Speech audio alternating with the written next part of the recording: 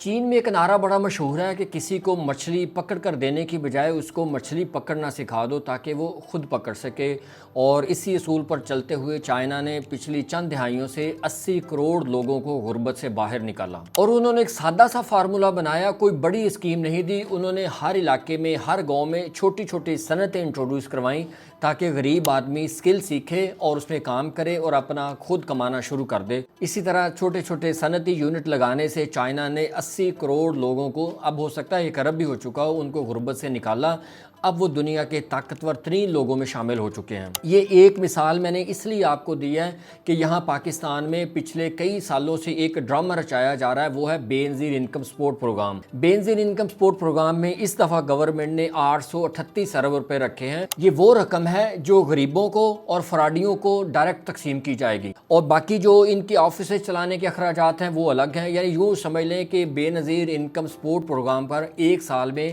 1000 ارب روپیہ خرچ کیا جائے گا، اور یہ ڈائریکٹ ٹرانسفر ہوتا ہے، جو پوری دنیا میں ڈسکریج کیا جاتا ہے کہ کسی غریب کو، کسی لاچار کو ڈائریکٹ ٹرانسفر نہیں کرنا۔ بہت کم ایسے لوگ ہوتے ہیں کسی بھی معاشرے میں جو اس چیز کے مستحق ہوتے ہیں کہ جن کو ڈائریکٹ ٹرانسفر کیا جاتا ہے، وہ کرنا بھی چاہیے۔ لیکن 1000 ارب روپیہ سالانہ آپ اس چیز پہ لگائیں گے تو بجائے اس کے لگانے کے تو آپ انڈسٹری لگا دیں، چھوٹی چھوٹی صنعتیں لگائیں، لوگوں کو سکل دیں، مہارت دیں، روزگار دیں، وہ لوگ کمانا شروع کریں۔ اب یہاں دیہاتوں میں، خاص طور پر دیہاتی علاقوں میں یہ حالت ہے کہ جن گھروں میں بے نظیر انکم سپورٹ پروگرام کے پیسے آتے ہیں، نہ وہ کام کرنا چھوڑ چکے ہیں، نہ وہ مزدوری کرتے ہیں، نہ وہ کھیتی باڑی کرتے ہیں، نہ وہ کام کرتے ہیں، سارا دن ہوٹلوں پہ بیٹھے چائے پیتے ہیں کیونکہ ان کے کام ہی کوئی نہیں ہے۔ ہر گھر کی 2 2 3 3 4 4 خواتین اس پروگرام میں رجسٹرڈ ہیں، ان کو اچھے خاصے پیسے آ جاتے ہیں، وہ کام ہی نہیں کرتے۔ اس سے غربت میں اضافہ ہوتا ہے، غربت میں کمی نہیں ہوتی۔ ہم غریبوں کو دینے کے خلاف نہیں ہیں، لیکن غریبوں کو اس طرح دیں کہ وہ مستقل بنیادوں پر ہنر سیکھیں، مہارت سیکھیں،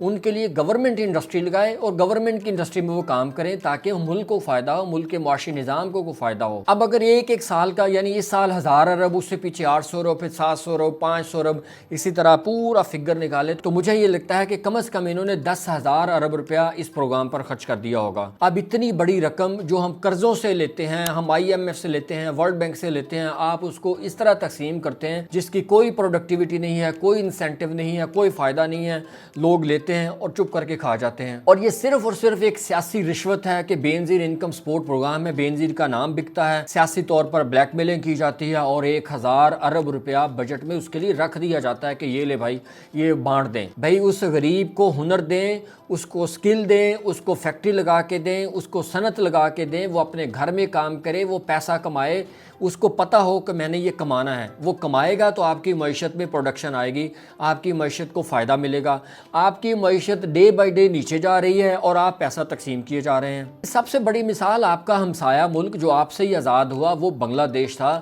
90 کی دہائی تک بنگلہ دیش میں بہت زیادہ غربت تھی، انہوں نے مائکرو فنانسنگ کی، لوگوں کو روزگار دیا، چھوٹی چھوٹی سکل سکھائیں، صنعتیں بڑھائیں، گارمنٹس کی انڈسٹری لگائی، ان کو چھوٹے چھوٹے قرضے دیے۔ آج وہی بنگلہ دیش پوری دنیا میں گارمنٹس انڈسٹری کا ایک ٹائکون سمجھا جاتا ہے، اور انہوں نے اپنے لوگوں کو غربت سے باہر نکال دیا، اور جس بندے نے وہ ماڈل دیا تھا ڈاکٹر یونس نے، اس کو نوبل پرائز بھی دیا گیا۔ اسی طرح 70 80 کی دہائی میں جنوبی کوریا نے ایک ماڈل اپنایا تھا، حکومت نے لوگوں کو پیسہ نہیں دیا، ڈائریکٹ ٹرانسفر نہیں کیا، بلکہ ان کو سیمنٹ، بجری، اس طرح کی چیزیں دیں، ان کو ماڈل دیا کہ اپنے ہسپتال، اپنے اسکول خود کھڑے کریں، اور لوگوں نے کمال کیا، لوگوں نے اپنی انڈسٹری خود کھڑی کر لی، اپنے اسکول بنائے، اپنے ہاسپٹل بنائے، اپنے گھر بنائے، روڈز کنسٹرکٹ کیے، اور آج جنوبی کوریا دنیا کی عالمی معاشی طاقتوں میں ایک نام ہے۔ آپ چھوٹی سی کیلکولیشن کریں کہ 1 سے 2 ارب کے درمیان آپ ایک چھوٹا سا انڈسٹریل یونٹ لگا سکتے ہیں، تو 1000 ارب روپے میں کم از کم 500 انڈسٹریل یونٹ لگ سکتے ہیں۔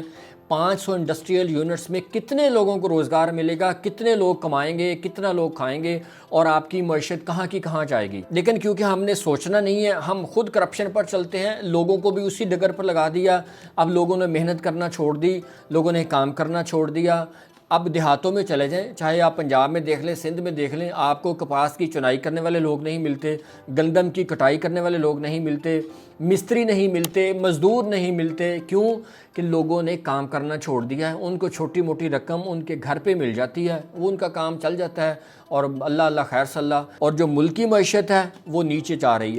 رہی ہے، قرضے بڑھتے جا رہے ہیں۔ اس کی وجہ یہی ہے کہ جب ہم ایک ہزار ارب روپیہ ایسے ہی تقسیم کر دیں گے، 1000 ارب روپے میں میرے سادہ سے آدمی کی کیلکولیشن ہے کہ اتنے پیسوں میں آپ 200-400 انڈسٹریل یونٹ، چھوٹے چھوٹے یونٹ کھڑے کر سکتے ہیں۔ اور جو پچھلے آپ کئی سالوں سے اتنے ہزار ارب آپ لگا چکے ہیں، اب تک پورے ملک میں کئی ہزار انڈسٹریل یونٹ لگ چکے ہوتے، اور لاکھوں نہیں کروڑوں لوگ اس سے روزگار کما چکے ہوتے، اور اب آپ کی معیشت کی ریڑھ کی ہڈی بھی بن چکے ہوتے۔ خدارا اس بارے میں سوچیں، کوئی پالیسی بنایا کریں، کوئی اپنا دماغ لڑایا کریں، کوئی دنیا کی مثالوں سے سیکھ لیا کریں، تاکہ اس ملک کی معیشت کو بہتر کیا جا سکے، ان غریبوں کو مزید غریب ہونے سے بچایا جا سکے، ان غریبوں کو امیر کیا جائے، ان غریبوں کی فلاح پر خرچ کیا جائے۔ ان لوگوں کو سمجھ نہیں ہے، یہ ان پڑھ لوگ ہیں، ان کو شعور نہیں دیا گیا، تعلیم نہیں دی گئی، یہ 8-10 ہزار روپیہ لے کر خوش ہو جاتے ہیں، لیکن ان کو یہ نہیں پتا کہ یہ سارے کا سارا بوجھ مہنگائی کی صورت میں انہی پر ڈال دیا جاتا ہے، قرضوں کی صورت میں انہی پر ڈال دیا جاتا ہے، سود کی مد میں انہی پر ڈال دیا جاتا ہے۔ اور اگر یہی پیسے انڈسٹری پہ لگائے جائیں تو غریب کے بھی وارے نیارے اور ہماری معیشت کے بھی وارے نیارے۔